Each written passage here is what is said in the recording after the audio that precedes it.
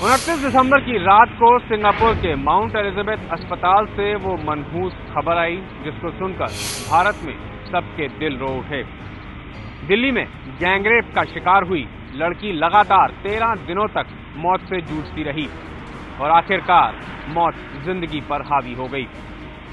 Singapore के इस अस्पताल में रात को 2:15 बजे इस लड़की का देहांत हो गया। सोचते हुए मरा जाती हूँ तो उस बच्ची के ऊपर क्या गुजरा होगा, और हम लोगों ने जो कुछ भी किया बहुत देर से किया। सरकार ने, हमने, आपने बहुत देर से किया। ये हमारी गलती है। हमें हर घर में दस्तक देनी होगी, अपने बच्चों को, अपने लड़कों को। और अब समय आ गया है कि हमारे पुरुषों को जागना होगा, जो इस तरह के काम करते हैं। उनकी भी बेटियां हैं, उनकी भी बीवी हैं, उनकी भी माँ है। अगर वो दूसरों की माँ बेटियों के साथ ऐसा करते हैं, क्या वो अपनी माँ बेटी के साथ ऐसा कर सकते हैं? मेरा ये सवाल है उन लोगों से, उन दरिंदों से जो इस तरह के काम करते हैं।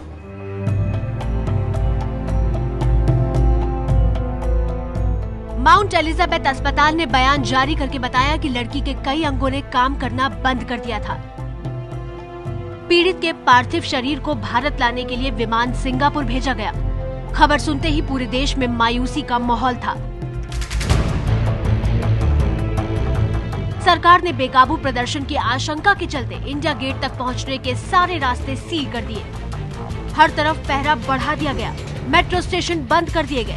पक्ष से लेकर विपक्ष तक के नेता जनता से शांति की अपील करते नजर आए। I appeal to you to remain calm and help strengthen our collective resolve to fight the menace of violence against women. ये हम सबके लिए एक ऐसा लम्हा है जब हमें शर्म भी आती है और दुख भी होता है। कितना भी कड़ा से कड़ा कानून क्यों ना बनाया जाए, फांसी देने की भी यदि बात आती है कानून के तहत, तो हमारी पार्टी कोई पीछे नहीं हटेगी, उसका भी स्वागत करेगी। लेकिन घड़ी की बढ़ती सुइयों के साथ लोगों के कदम भी सड़कों पर बढ़ने लगे थे। जंतर मंतर पर प्रदर्शन हुए। जेएनयू से छात्रों ने शांति मार्च निकाला। जंतर मंतर पर पीड़ित लड़की को श्रद्धांजलि देने पहुंची दिल्ली की मुख्यमंत्री शीला दीक्षित को लोगों के गुस्से का सामना करना पड़ा। 28 दिसंबर से सिंगापुर के माउंट एलिजाबेथ अस्पताल से खतरे के संकेत मिलने लगे थे। लगातार खबर आ रही थी कि पीड़ित छात्रा की हालत गंभीर बनी हुई है। अस्पताल के सीईओ केल्विन लो ने कहा, पीड़ित छात्रा मुश्किलों से जूझते हुए जिंदगी की जंग लड़ रही है। उसकी हालत गंभीर बनी हुई है। हमने जांच में पाया कि यहाँ आने से पहले उसे दिल का दौरा पड़ा है। उसके फेफड़े और पेट में इन्फेक्शन है और दिमाग में भी गंभीर चोट है। सिंगापुर के माउंट एलिजाबेथ अस्पताल में भर्ती किए जाने के बाद पीड़ित छात्रा के कई बार मेडिकल टेस्ट किए गए। इन मेडिकल टेस्ट के जरिए वहां के डॉक्टर ये जानना चाहते थे कि पीड़ित छात्रा की हालत कैसी है, जिसके बाद में वहां के विशेषज्ञ डॉक्टरों की कोशिश ये रही कि अगले कुछ दिनों के दौरान पीड़ित छात्रा की हालत को स्थिर किया जा सके। लड़की की स्थिति अभी भी क्रिटिकल है। मुझे थोड़ा सा डर लग रहा था कि जब वो हवाई जहाज में लेके जा रहे थे, जितनी अच्छी ट्रीटमेंट देना होगा उतना देने का हमने प्रयास किया था। आपको भी मैंने बताया।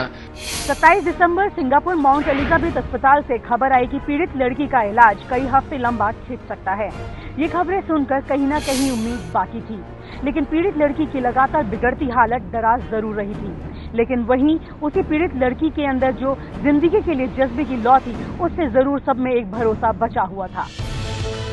सिंगापुर में पीड़ित लड़की का इलाज शुरू हो चुका था। लड़की अस्पताल के आईसीयू में थी। सिंगापुर में डॉक्टरों की टीम पीड़ित लड़की की जान बचाने की कोशिश में जुटी थी और दिल्ली में प्रदर्शन जारी था।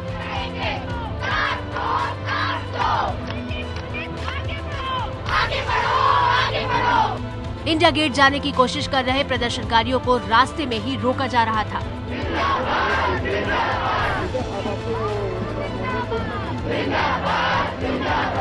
एक तरफ पीड़ित लड़की की हालत लगातार चिंताजनक बनी हुई थी, वहीं दूसरी तरफ दिल्ली पुलिस के कांस्टेबल सुभाष तोमर की मौत का रहस्य भी लगातार उलझता जा रहा था। दिल्ली पुलिस कमिश्नर नीरज कुमार ने दावा किया कि सुभाष तोमर की मौत गर्दन और पेट में लगी अंदरूनी चोटों की वजह से हुई है। 26 तारीख को योगेंद्र और पाउलीन, दो चश्मदीदों ने सामने आकर कहा कि सुभाष चंद्र अचानक गिर पड़े थे और उन्हें कोई चोट नहीं लगी थी। जी बिल्कुल बिल्कुल, इतना मैं कहना चाहूँगा और इतना मैं कहूँगा, क्योंकि मेरे सामने का ये वाकया है। ऐसा कुछ नहीं कि मेरे सामने पुलिस ने पीटा, प्रदर्शनकारियों ने पीटा उनको, या उनके ऊपर से, जैसा कुछ लोग कह रहे थे कि उनके ऊपर से भीड़ चढ़ के गई है, ऐसा कुछ हुआ नहीं। चलिए, बाहर से जितना भी पत्थर फेंक रहे थे उसको कुछ नहीं लगा था, बस वो भागते भागते कोलैप्स हुआ था। उसके बाद दिल्ली पुलिस ने पोस्टमार्टम रिपोर्ट के हवाले से दावा किया कि सुभाष की मौत सीने और गर्दन पर चोट लगने से हुई। चोट लगने की वजह से उन्हें दिल का दौरा पड़ा था, लेकिन चश्मदीदों के बयान से पुलिस के दावे पर सवाल उठे। वहीं 26 दिसंबर को रातों रात पीड़ित लड़की को एयर एम्बुलेंस से सिंगापुर के माउंट एलिजाबेथ अस्पताल भेजने का फैसला हो चुका था।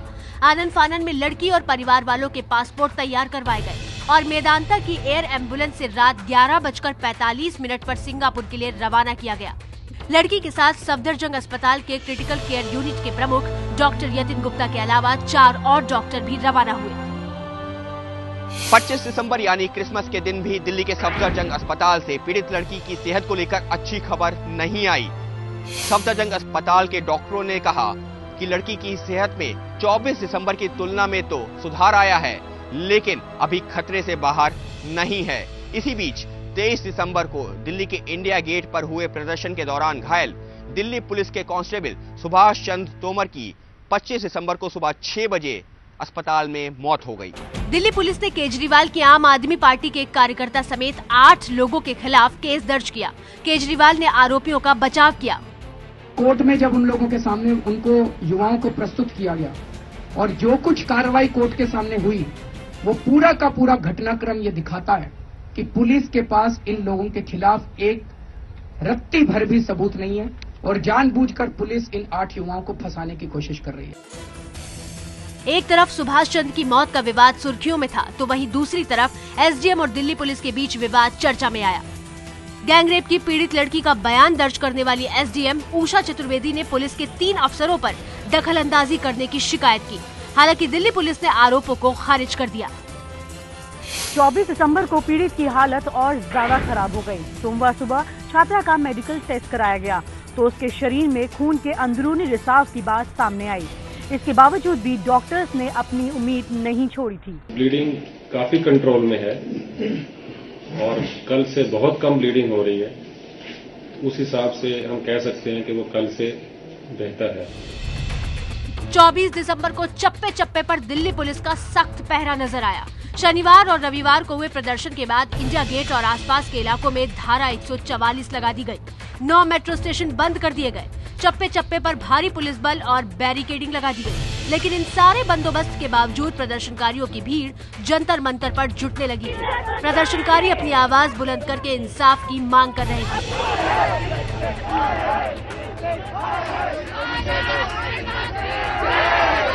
23 दिसंबर को देश की राजधानी में जिस तरह का आक्रोश दिखाई दिया, उसकी कल्पना न तो देश ने की थी और न ही सरकार ने। क्या बूढ़ा क्या जवान, सभी किसी के दिल में गुस्सा भरा हुआ था। भीड़ अपने सवालों का जवाब मांग रही थी। पूरा विजय चौक भीड़ से पटा हुआ था। लड़कियां और महिलाएं अपने हक की लड़ाई के लिए सड़कों पर थी। लेकिन ये प्रदर्शन हिंसक हो गया। दिल्ली पुलिस ने लाठियों, आंसू गैस के गोलों और पानी की बौछार के दम पर इंडिया गेट को खाली कराया। लड़कियों पर लाठियां भांजी गई और लाठीचार्ज के दौरान कई लड़कियां जख्मी भी हुई। प्रदर्शनकारियों ने कई गाड़ियों को नुकसान पहुंचाया। सोनिया गांधी ने प्रदर्शनकारियों से बात भी की, लेकिन बात नहीं बनी। इसी बीच सफदरजंग अस्पताल से खबर आई कि पीड़ित लड़की ने एसडीएम के सामने अपना बयान दर्ज करा दिया है। 22 दिसंबर को गैंगरेप के खिलाफ लोगों का गुस्सा और भी ज्यादा भड़का हुआ दिखाई दिया। प्रदर्शनकारियों की भीड़ ने इंडिया गेट से राष्ट्रपति भवन तक मार्च किया। गैंगरेप के खिलाफ हो रहे प्रदर्शन के दौरान प्रदर्शनकारियों और पुलिस के बीच झड़प भी हुई।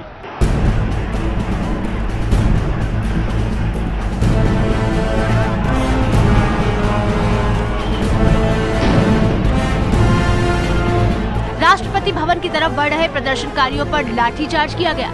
पानी की बौछार से उन्हें रोकने की कोशिश की गई, लेकिन जब ये सब नहीं काम आया तो भीड़ पर आंसू गैस के गोले भी छोड़े गए। इन झड़पों में 35 पुलिसकर्मियों समेत 70 लोग जख्मी हुए। गैंगरेप के खिलाफ दिल्ली के राजपथ पर 12 घंटे से ज्यादा वक्त तक जमा रहे प्रदर्शनकारी।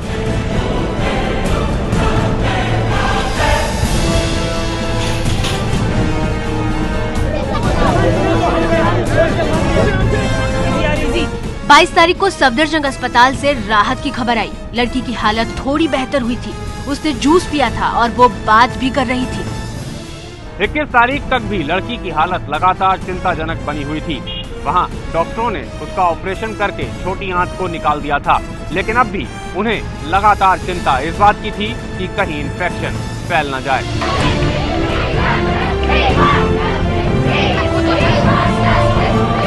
21 दिसंबर को राष्ट्रपति भवन के बाहर सैकड़ों महिलाओं और छात्राओं ने जबरदस्ती प्रदर्शन किया। सुरक्षा कर्मियों ने उन्हें राष्ट्रपति भवन के दरवाजे से पहले रोकने की कोशिश की, लेकिन नाकाम रहे।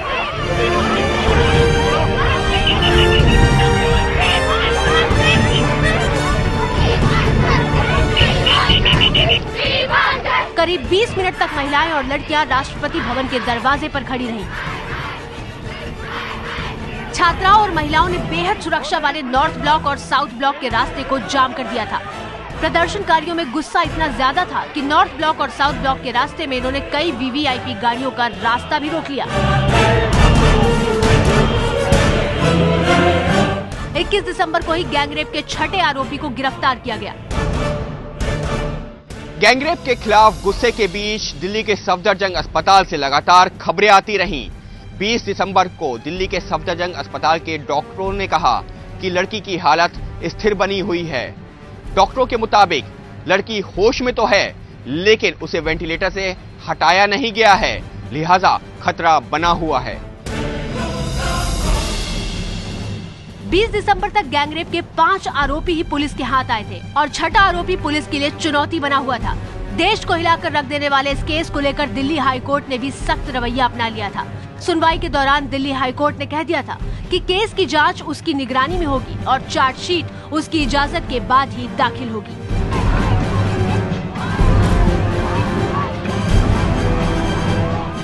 उन्नीस दिसंबर की रात सरकार और दिल्ली पुलिस दोनों पर भारी गुजरी।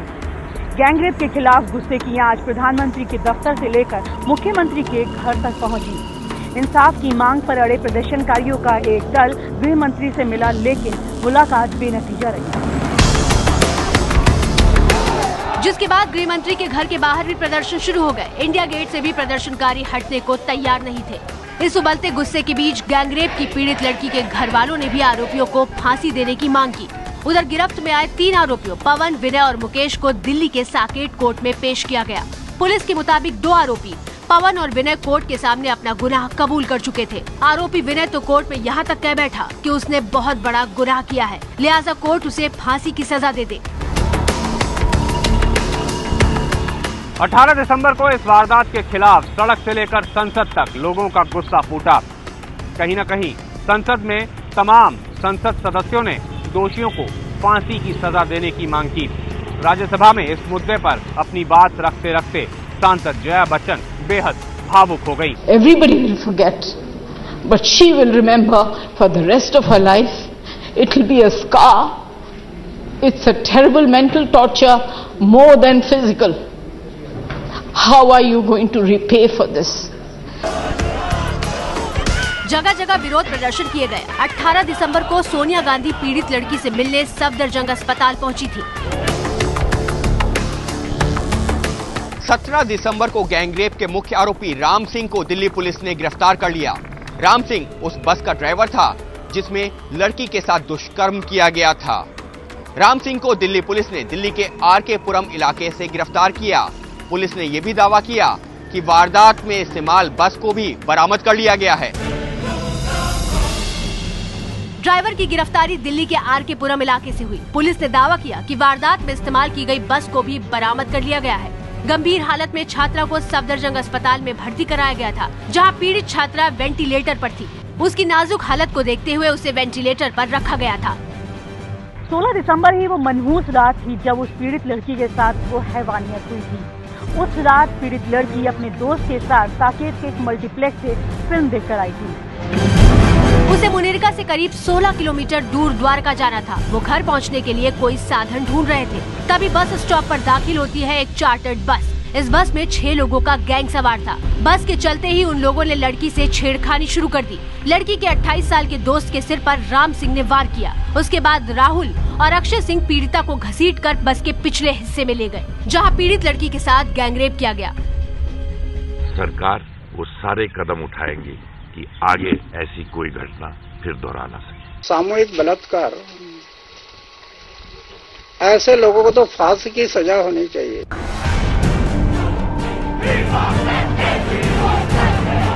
16 दिसंबर को हुई इस वारदात ने पूरे देश को हिलाकर रख दिया था। वो लड़की अब इस दुनिया में नहीं है, लेकिन वो ना होकर भी बार बार सरकार और समाज से ये कहती रहेगी कि कुछ ऐसा करो कि जो मेरे साथ हुआ वो फिर कभी किसी के साथ ना हो।